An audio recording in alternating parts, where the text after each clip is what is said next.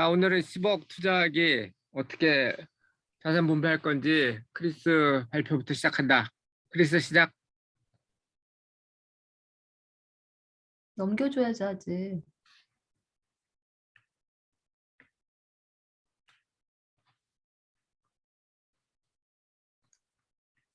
이거는 지난번에 그 투자 배분할 때 내가 예를 들어서 한번 해본 거를 그거를 박대선 씨가 다시 이렇게 하는 게 좋겠다고 제안을 해준 거기 때문에 이걸 다시 한번 리마인드 하기 위해서 한번 살펴보고 봤고, 그때는 10억 중에서 4억은 미국 다우에게 10종목에 투자하고, 그 다음에 3억 2천만 원은 한국 다우에게 10종목에 투자하고, 5천만 원 한국 채권, 부동산은 1천만 원 미국 리츠, 그 다음에 1억 3천만 원 강남 오피스텔, 그리고 주식은 그래서 총 그 배분하는 게 미국 40%, 한국 40%, 주식 80%, 채권 5%, 부동산 15% 이렇게 제안을 받았었어. 다음 넘겨줘. 그래서 우선은 미국 기준 수익률을 보면 이거는 3월 17일이 기준이었고, 제일 먼저 중요한 게 금리를 확인해서 금리가 정순으로 되어 있는지 확인을 해야 되기 때문에 금리를 확인했고, 소스는 지난번에 알려준 미 연준, 뭐 루지 에너지 뭐 어디 거기를 했고, 여기 확인하니까 3월 17일 기준 2년 국채는 1.94%였고 10년 국채는 2.2%였어. 근데 인플레이션을 감안한 10년 국채가 마이너스 0.71이었기 때문에 물가 상승률은 2.91%고, 그 다음에 VNQ 부동산 같은 경우에는 지난번에 알려준 이 사이트 들어가서 보니까 일드가 2.19%로 나와 있었고, 그 다음에 VOO 주식은 여기 가가지고 이 사이트 들어가서 프라이스 어닝 레이쇼를 보니까 21.3이었어. 그래서 1 나누기 21.3 했더니 0.047이 나와서 4.7% 정도 돼. 그래서 이 순서를 볼 때, 수익률 순서를 볼 때 2년차가 제일 조금이고 10년째 부동산 주식 순이기 때문에 이거 아직 이 순서에 뭐 이상이 나타나진 않았고, 근데 여기서 조금 특이했던 게 부동산하고 국채 수익률이 거의 비슷했어. 그래서 그렇다면 굳이 부동산에 투자할 필요가 있나 그랬는데, 그 다음에 또 떠오른 게 그래도 채권은 뭐 물가가 아무리 상승돼도 이자는 그대로지만 부동산은 물가가 상승하면 부동산 가격이 오를 수 있으니까 그건 조금 더 생각을 해봐야 될 것 같아. 다음. 그래서 총 수익률의 합이 이거 다 더하니까 16.85%였어. 그래서 각각 그 자산 배분을 하려면 개별 수익률 합으로 나눠야 되고, 그래서 2년 국채 같은 경우엔 11.5%, 10년 국채는 13%, 부동산은 30.3%, 주식은 45.2%였어. 다음. 한국 기준 수익률은 이걸 내가 좀 아까 그 한국은행 거기를 못 찾아가지고 그 막 뒤지다가 그냥 2월 말을 기준으로 한 거를 내가 뭐 어디 가가지고 지표를 직접 확인한 건 아니고 뭐 기사 쓴 걸 참조로 해서 한 거고, 2월 말에는 2년 국채가 1.99%, 그다음에 10년 국채는 2.68%, 그다음에 물가 인상률은 도저히 못 찾아서 그냥 그 미국 물가 인상률이 2.91%였고, 그다음에 뭐 한국 지금 최근 물가 인상률이 3%라고 그래 10년 만에 뭐 3%에 돌입했다고 그런 기사들이 있어서 그냥 임의로 3%로 가정을 했고, 그다음에 오피스텔은 이것도 사이트를 못 찾았는데 그 박대선 씨가 알려준 사이트 들어가서 보니까는 그 서울의 평균 임대 오피스텔, 그러니까 소형, 이거는 소형이 아니야. 내가 이거 400mm 이하는 잘못 쓴 거고, 전체 그냥 서울 같은 경우에는 4.27%, 경기는 4.75%인데 내가 좀 서울 같은 경우에는 여기서 지표가 뭐 동북, 뭐 동남 막 이런 식으로 나뉘어 있는데 내가 좀 보고 좀 특이했던 게 강북이 의외로 수익률이 4.75인가로 되게 높았던 것 같아. 그리고 이거는 전체 오피스텔에 대한 수익률이기 때문에 아마 그 소형 오피스텔 같은 경우에는 내가 그 처음에 다른 데서 찾은 거 소형 오피스텔 같은 경우에는 다른 대형 오피스텔은 부진을 면치 못하고 있지만은 최소 그러니까 평균 수익률이 5% 정도 난다 그랬거든. 그래서 지금 어쨌든 서울하고 경기 평균에서 4.5%로 잡았는데 이거는 이거보다 훨씬 높을 가능성이 더 높아. 그리고 주식은 이것도 내가 못 찾았는데 박태선 씨가 안내해 준 그 링크 들어가서 보니까는 코스피 200 PER이 11.3이었어. 그래서 1 나누기 11.3 했더니 주식 같은 경우엔 8.85%가 나왔어. 다음.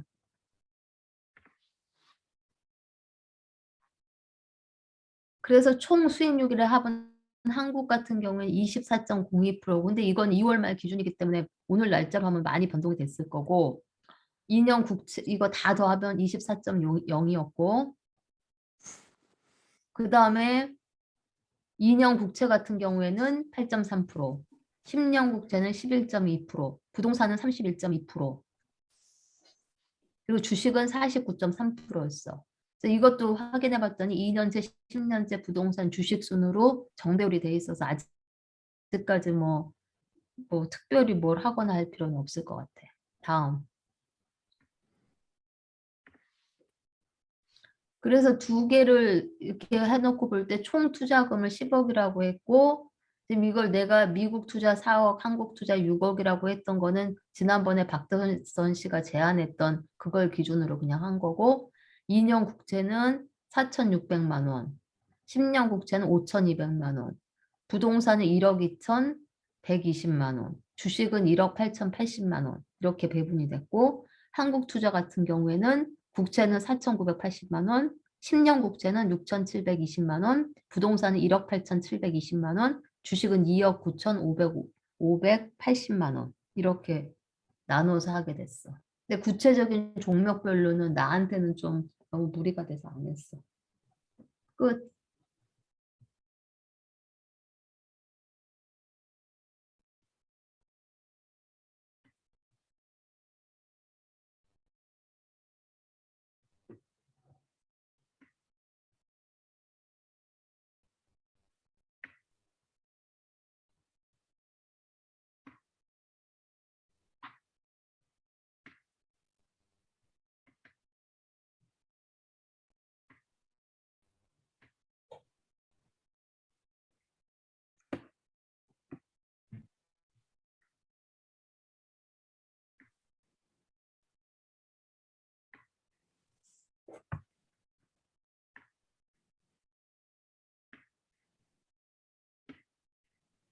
자, 화면 보여?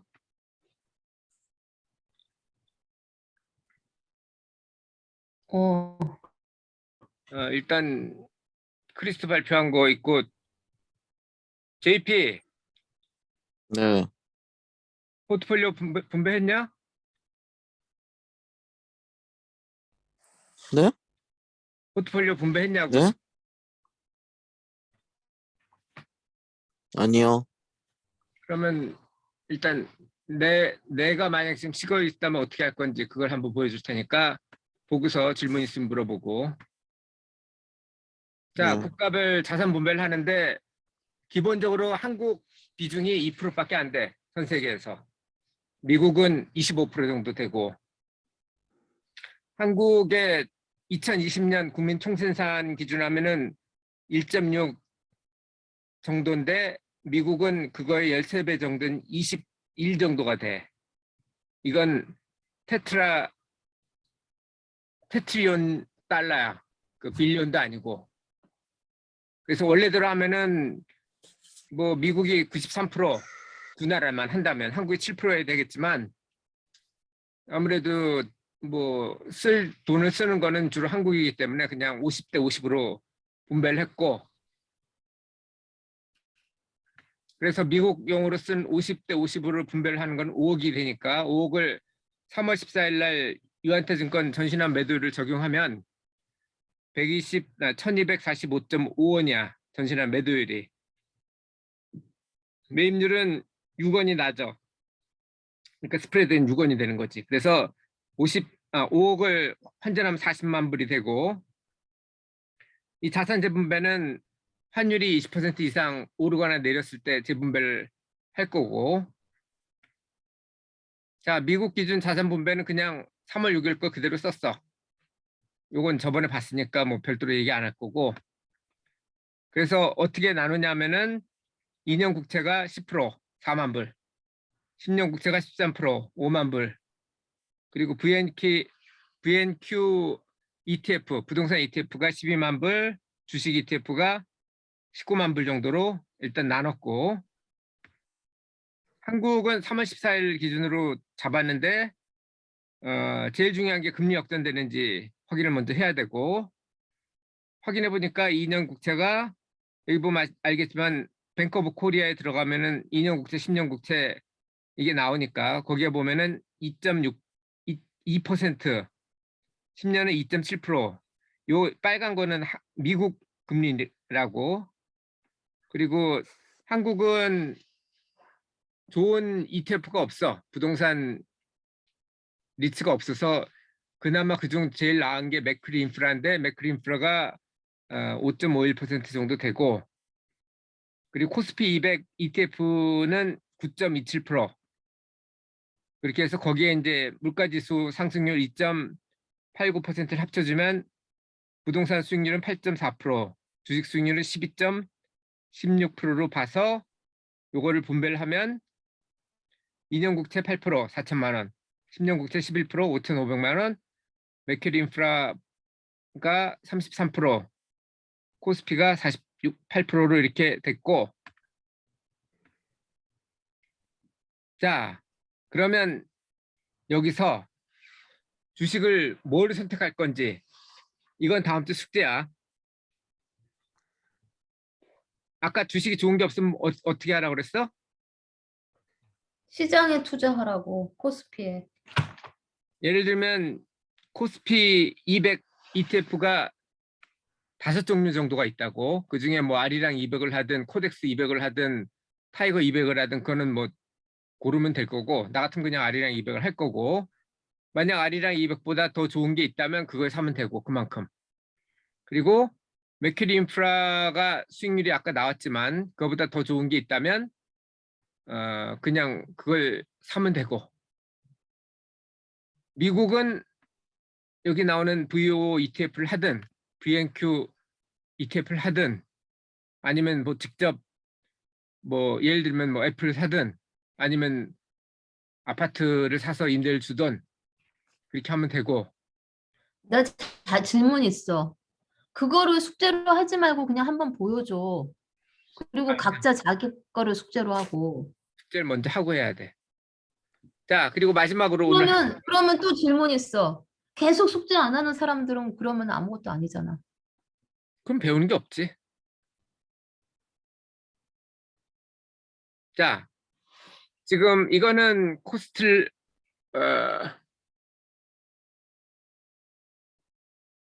달걀 모양이라고 유명한 금리에 대해서 우리가 포트폴리오를 어떻게 변경해야 되는지 그거를 얘기를 했는데, 현재 금리가 저점이지.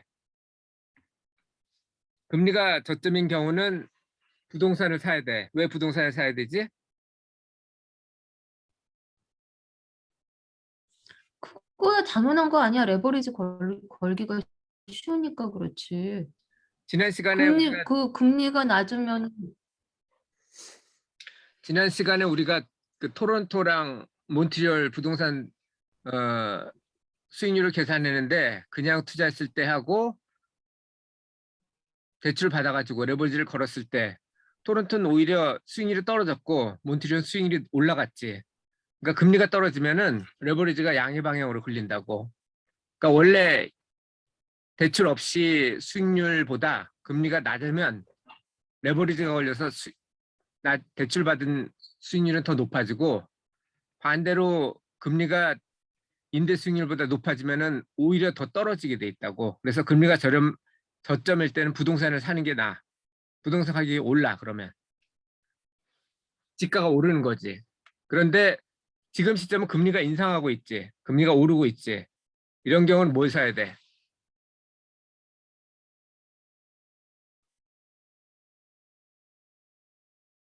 금리가 오르고 있으면 부동산을 팔아가지고 주식을 사야 돼. 원래대로 하면. 근데 지금 주식이 오르고 있어? 떨어지고 있어?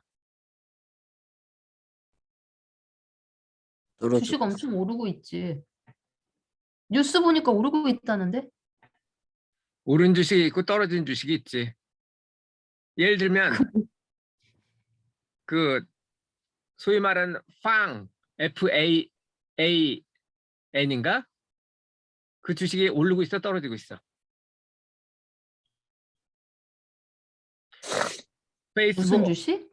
아마존, 애플 그거야 당연히 오르겠지. 대박 오르냐? 글쎄요, 오를 것 같기도 하고. 지금 뭐야 넷플릭스하고 뭐야 페이스북 그리고 테슬라 이런 것들 엄청 떨어졌어. 테슬라 아마 30%쯤 떨어졌을 거야. 애플은 15%가 떨어졌고. 자, 왜 떨어졌어? 금리를 올리는 이유가 뭐야? 어, 어, 알았어. 무슨 거. 근데 왜 뉴스 보니까 그 주식이 올랐다고 나왔어? 자, 질문에 대답을 하라고. 금리를 올리는 이유가 뭐야? 금리를 올리는 이유는 시장에 돈이 너무 많으니까 그거를 흡수를 하려고 그러는 거지. 그럼 금리를 인플레가 왜 너무 내려? 심해질 수 있으니까. 어? 금리를 왜 내려 그럼? 금리는 불황이니까는 돈을 많이 싼 값에 빌려줘가지고 사람들이 뭔가를 하게 해가지고 경기를 좀 활성화시키려고 그런 거죠. 구매 욕구도 좀 높이고. 자, 금리를 내리는 이유는 경기가 나쁘기 때문에 경기 부양하려고 금리를 내리는 거야. 근데 금리를 낮춰가지고 경기가 부양되면 그때 금리를 그대로 낮게 놔둬야 돼, 올려야 돼. 올려야지. 왜 올려야 되지? 그러면 물가가 너무 많이 상승하잖아. 자, 금리를 낮게 하면은 하려는 금리를 낮게 놔두면 아까 얘기했잖아. 부동산 가격이 오른다고 그랬지? 음. 금리가 낮으면 자산 버블이 생긴다고. 그래서 금리를 올려야 돼. 근데 금리를 올린다는 얘기는 다시 말하면 불황을 벗어났다는 얘기지. 불황이 벗어나면은 어, 성장이 시작한다는 거고 주가가 올라야 되지. 그런 장점도 음. 있고 반대로 성장주 같은 경우는 할인율이 올라가니까 현재 가격이 떨어지지. 그게 무슨 소리야? 할인율은 뭔데? 자, 예를 들어서 10억이라는 1년 후에 10억이라고 치면 그게 금리가 10%라면 지금 가격은 9억이 되지. 음. 근데 만약 금리가 20% 올랐다면 지금 가격이 뭐가 돼? 8억이 되겠지. 8억이 되지. 그래서 금리가 오르면 성장주 가격이 떨어져. 성장주의 가치가. 성장주는 뭐냐면 그 성장률이 높은 주식을 성장주라고 하는데 가치주 같은 경우 성장률이 낮아. 그래서 올해나 내년이나 별 차이가 없는데 성장주는 올해 실적보다 내년 실적이 더 높고 내년 실적은 더 높고 그런 건데 할인율 올라가면은 미래 가격이 현재 가치가 떨어지기 때문에 성장주는 가격이 떨어지게 돼 있어. 그래서 할인율이 뭐라고? 할인율, 응? 금리가 올라가면 할인율이 올라가는 거지. 할인율이 금리라고? 그럼 뭐로 할인해? 그러면은 할인율이라고 금리라고 하지 왜 할인율이라고 그래? 혼동되게? 할인율이라고 하는 특별한 이유가 있어? 지금 있는 거를 나중에 받을 때는 금리를 가산하는 거고 미래 가치를 현재로 땡길 때는 할인을 한다고 그래. 금리만큼. 그러니까 말하자면은 알겠어. 자, 어쨌든 할인율의 금리라는 것만 알면 되죠. 금리가 인상되면 가치 주식을 더 많이 사야 돼. 부동산 팔아가지고 가치 주식을 사야 돼. 왜냐하면 경기가 회복하고 있다는 거니까 주가가 오를 거란 얘기지. 근데 금리가 고점이 되면 주식값이 오를까 떨어질까?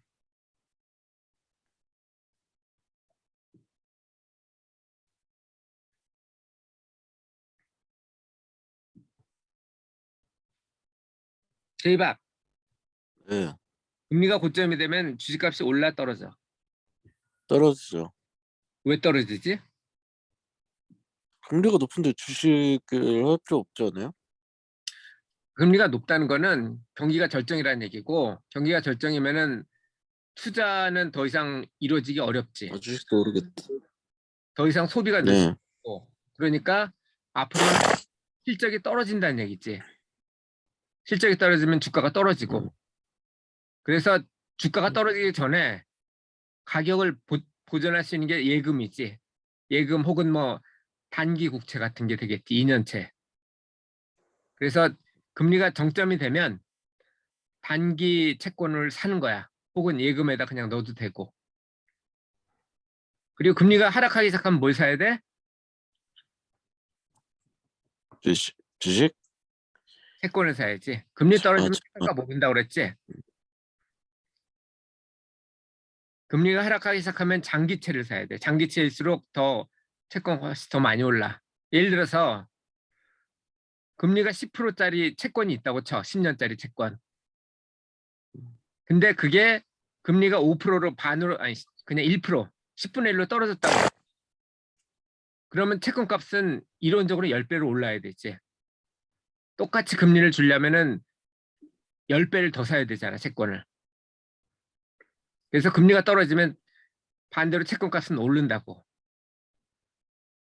이게 코스톨라니의 달걀 모양이야. 금리가 낮을 때는 부동산을 사고, 오르기 시작하면 부동산 팔고 주식을 사고, 정점이면 주식 팔아서 단기 채권을 사고, 떨어지면 단기 채권 팔아서 장기 채권을 사야 돼.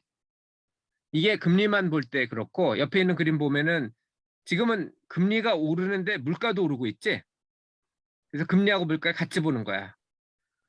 지금 가로축이 뭐야? 경제 성장률이 오르는 경우, 세로축은 인플레이션이 높아지는 거고, 지금은 어, 제일 좋은 거는 경제 성장률하고 인플레이션이 같이 올라가는 건데, 지금 인플레이션은 높고 경제 성장률은 뭐 지금 모르겠어. 뭐 0은 아니지. 작년보다 많이 늘었죠. 어쨌든 지금 오른쪽인데, 오른쪽 같은 경우는 일사분면 같은 경우는 경기 상승되고 물가가 상승하고 있기 때문에 이런 경우에는 주식하고 원자재에 투자를 하는 게 좋고, 그러다가 이제 경기 성장이 안 된다. 그러면 왼쪽 위를 봐야지. 그러면 물가 연동체랑 원자재, 인프라 펀드 이런 식으로 해서 물가 상승하고 경제 성장에 따라서 투자를 어느 쪽에 비중을 늘릴 것인지 이런 것들이 나온다고. 이것도 중요해. 자, 여기까지고 질문 있는 사람.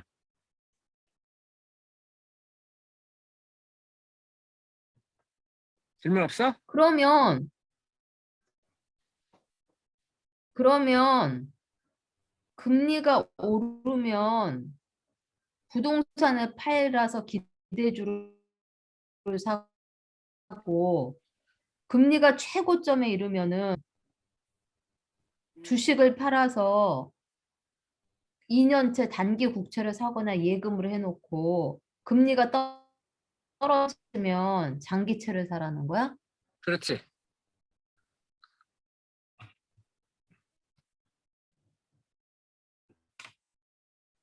금리가 떨어지면 뭘 팔아서 장기채를 사? 뭘 갖고 있었어? 금리가 정점일 때.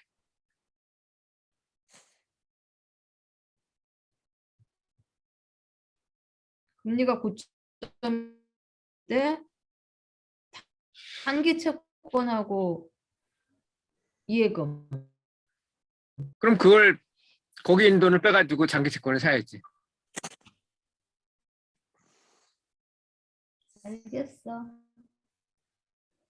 다른 질문 있어?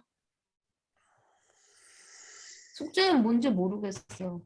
숙제는 아까 그 나눈 배분 가지고 뭘 살 건지 그러니까 당신이 나눠놓은 배분? 그거는 뭐 자기 거로 하든 내 거로 하든 상관없고 아무거나 해도 상관없고 그 정답 없어. 그리고 거기서 골라봐. 일단 주식을 하나 골라봐. 고르는 게 꼭 그걸 사야 되는 건 아니야. 그걸 비교를 해보고 이렇기 때문에 이 주식을 주식을 뭐 사겠다. 혹은 이 주식은 회사 별로니까 그냥 하나? ETF를 하겠다. 하나만 해. 그러면 결국 주식을 사기 위해서는 ETF고 그다음에 이 회사 주식의 수익률을 비교하면 되겠네. 그럼 이 회사의 주식은 ROE로 확인하면 되는 거야? ROE가 15 이상, PER이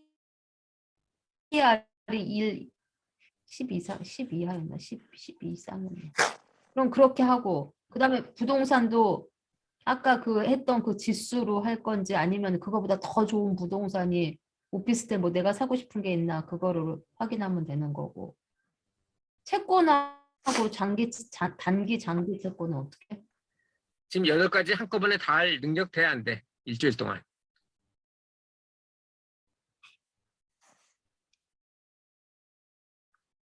제이밥 네, 8가지 다 하나씩 고를 물어보는 수 거잖아. 있어? 뭐가 숙제인지 모르겠어서. 안 되죠. 크리스는 8개 다 할 수 있어 일주일 동안?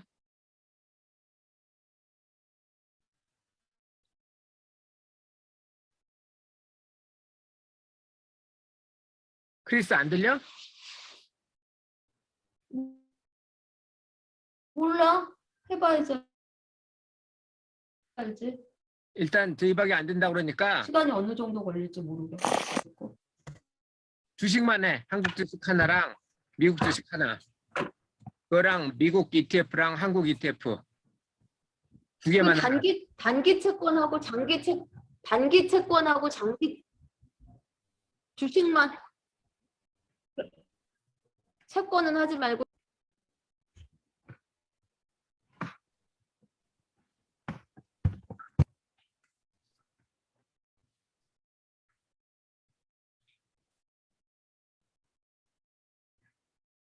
자, 다음 주까지 뭐 해야 되는지 알겠지 모두?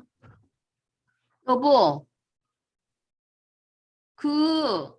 그러면 한국 주식하고 미국 주식하고 부동산 이것만 하라고? 채권 하지 말고? 지금 미국 주식하고 한국 주식만 하는데 왜 자꾸 부동산에 들어와? 그러면 미국 주식하고 한국 주식만 하라고? 부동산도 하지 말고?